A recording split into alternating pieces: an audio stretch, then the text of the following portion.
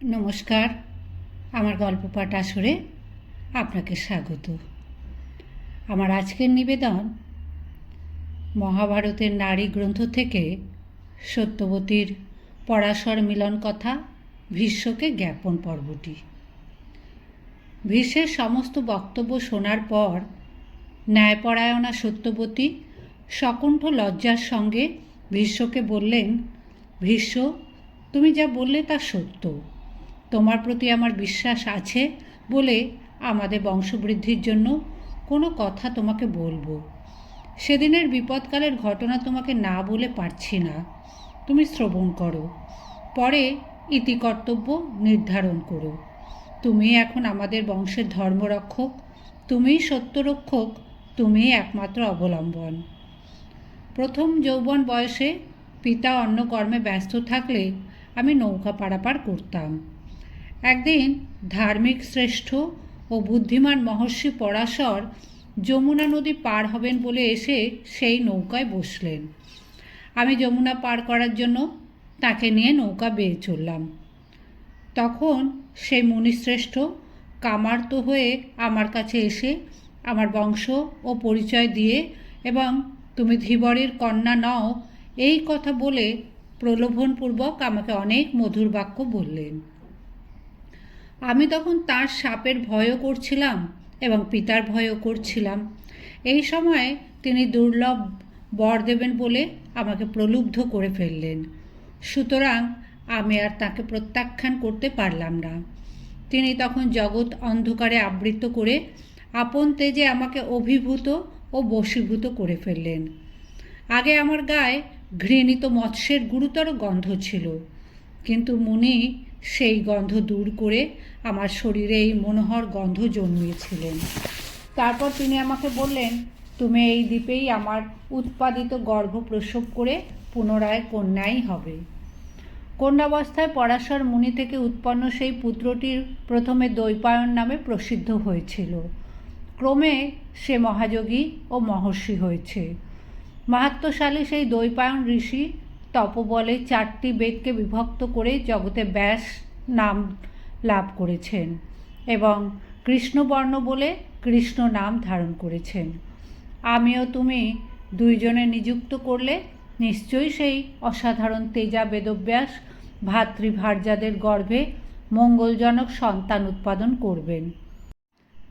সত্যবাদী, শান্তিপরায়ণ ও তপস্যার প্রভাবে পাপবিহীন সেই মহাত্মা উৎপন্ন হয়ে তখনই পিতার সঙ্গে সেই স্থান থেকে চলে গিয়েছিলেন। তিনি যাওয়ার সময় আমাকে বলে গিয়েছিলেন যে কর্তব্য উপস্থিত হলে আপনি আমাকে স্মরণ করবেন। অতএব ভীষ্ম, যদি তুমি ইচ্ছা করো তবে আমি সেই ব্যাসকে স্মরণ করি। ভীষ্ম, তুমি অনুমতি করলে নিশ্চয়ই সেই মহাতপস্বী বেদব্যাস বিচিত্র বীর্যের ভার্যাদের গর্ভে পুত্র উৎপাদন করবেন। সেই মহর্ষির নাম উচ্চারণ করলে ভীষ্ম কৃতাঞ্জলি হয়ে বললেন, যে লোক কার্য করার পূর্বে ধর্ম, অর্থ ও কাম এই তিনটিরই পর্যালোচনা করে এবং যে লোক অর্থ এবং অর্থের ফল, ধর্ম ও ধর্মের ফল এবং কাম ও কামের ফল পর্যালোচনা করে কার্যে প্রবৃত্ত হয়, সেই লোকই বুদ্ধিমান। অতএব মা, আপনি আমাদের বংশের হিতকর, মঙ্গলজনক অথচ ন্যায়সঙ্গত এই যে কথা বললেন তা আমার অত্যন্ত অভিপ্রেত। ভীষ্মের এই অঙ্গীকার শুনে সত্যবতী ব্যাসদেবকে স্মরণ করেন। মাতা সত্যবতী স্মরণ করেছেন জানা মাত্র বেদব্যাস বেদ পাঠ করতে করতে সকলের অজ্ঞাত অবস্থায় ক্ষণকাল মধ্যে সেখানে আবির্ভূত হলেন।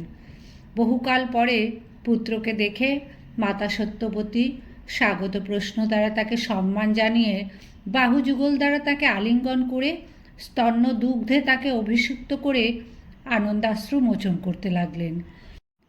মহর্ষি বেদব্যাসও আপন কমণ্ডলু স্থিত তীর্থ বাড়ি দিয়ে স্নেহকাতরা মাতা সত্যবতীকে অভিষিক্ত করে অভিবাদনপূর্বক বললেন, হে ধর্মতত্ত্বজ্ঞে, আপনি যা কিছু অভিপ্রায় করেছেন আমি তাই করতে এসেছি। রাজপুরোহিত যথাবিধানে ব্যাসদেবের পূজা করলেন। ব্যাস সেই পূজা গ্রহণ করলেন। ব্যাসদেব আসনে উপবেশন করেছেন দেখে মাতা সত্যবতী তার স্থায়ী মঙ্গলের বিষয় জিজ্ঞাসা করে তার মুখের দিকে তাকিয়ে বললেন, হে কবি, পুত্র সকল মাতা ও পিতার সহকারী হয়ে জন্মগ্রহণ করে। সুতরাং পিতাও যেমন পুত্রদের স্বামী, মাতাও তেমনই স্বামিনী। হে ব্রহ্মশ্রী, মহর্ষি পরাশর শাস্ত্রীয় বিধান অনুযায়ী তোমাকে আমার গর্ভে উৎপাদন করেছেন।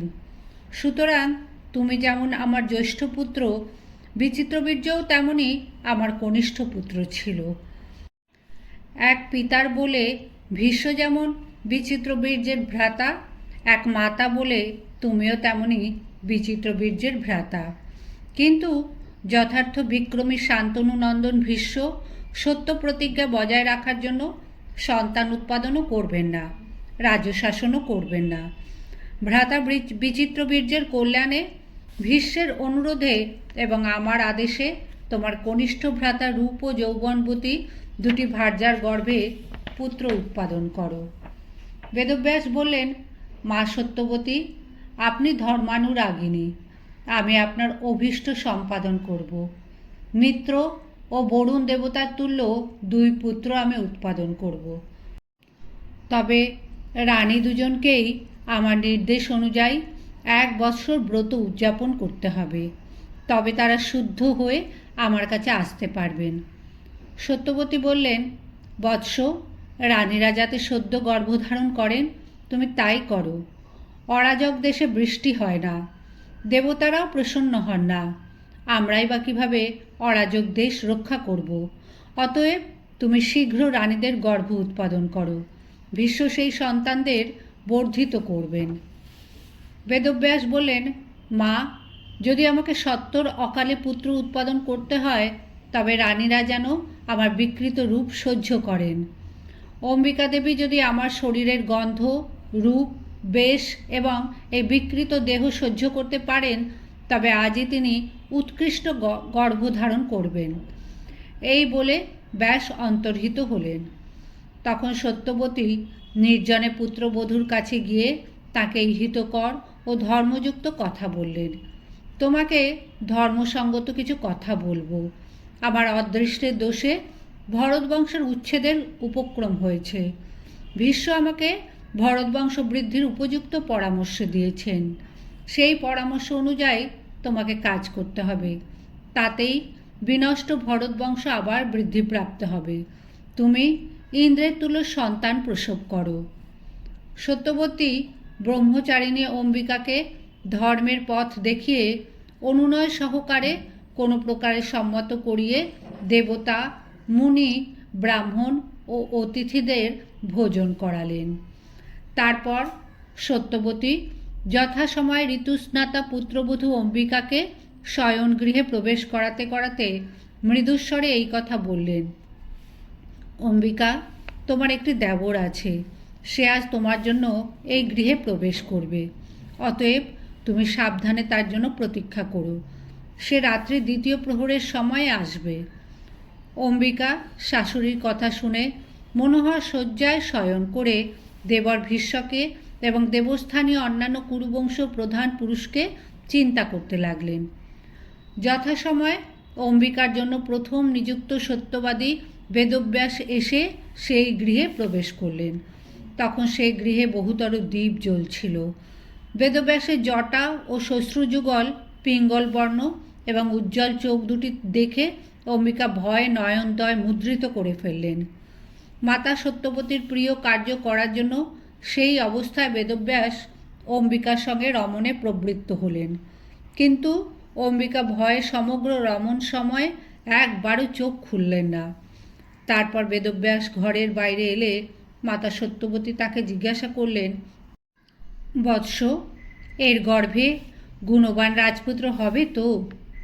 ত্রিকালজ্ঞ বেদব্যাস মাতার প্রশ্ন শুনে দৈব প্রেরিত হয়ে বললেন, মা, এই বালকটি 10,000 হস্তির তুল্য বলবান, বিদ্বান রাজর্ষি শ্রেষ্ঠ, অত্যন্ত ভাগ্যবান, অত্যন্ত উৎসাহী এবং বিশেষ বুদ্ধিমান হবে।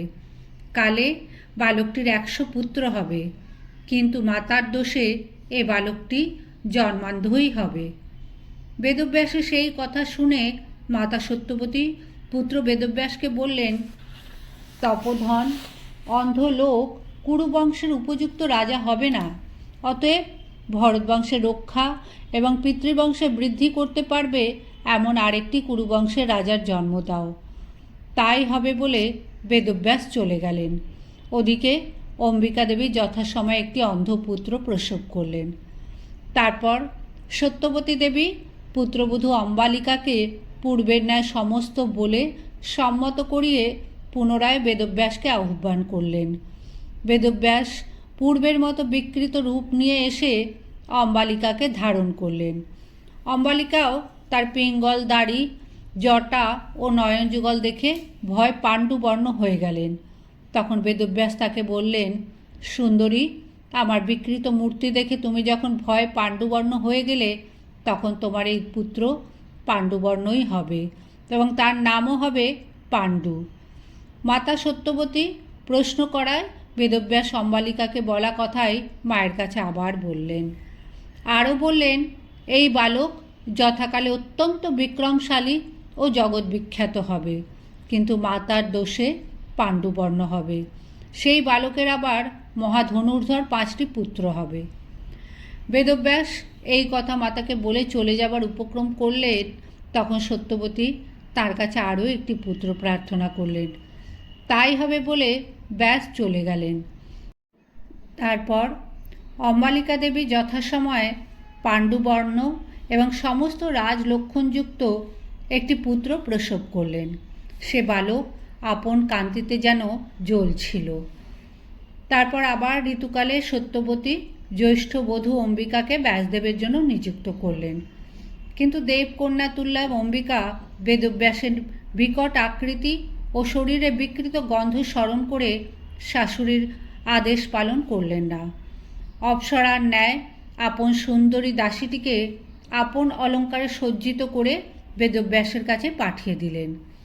বেদব্যাস উপস্থিত হলে সেই দাসী তার প্রত্যুৎগমন করে তার অনুমতি নিয়ে রমণ গৃহে প্রবেশ করে তাকে যথেষ্ট আদর ও পরিচর্যা করলেন।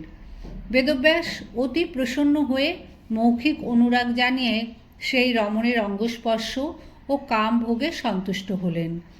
সহবাস সম্পূর্ণ করে পরিতৃপ্ত বেদব্যাস ওঠার সময় সেই রমণীকে বললেন, তুমি আমার বরে আজ থেকে আর কারো দাসী থাকবে না।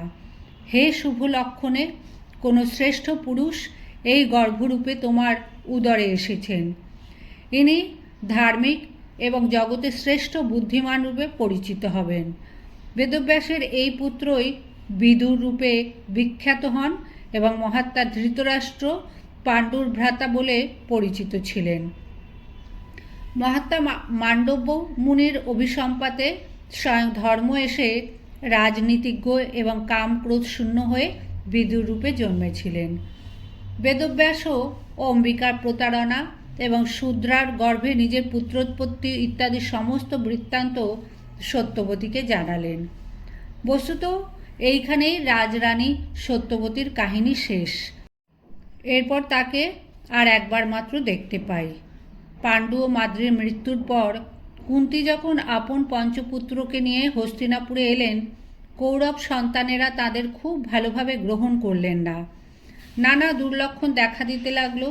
তখন বেদব্যাস এসে সত্যবতীকে বললেন, মা, সুখের দিন অপগত হয়েছে, আর আপনার এখানে থাকার দরকার নেই। তপবনে গিয়ে ঈশ্বর চিন্তায় বাকি দিনগুলি অতিবাহিত করুন। পুত্রের উপদেশ মাতার গ্রহণীয় মনে হলো। তিনি অম্বিকা ও অম্বালিকাকে সেই প্রস্তাব জানালেন। তাঁরাও রাজি হলেন। তপবনেই সত্যবতী, অম্বিকা, অম্বালিকার মৃত্যু ঘটল।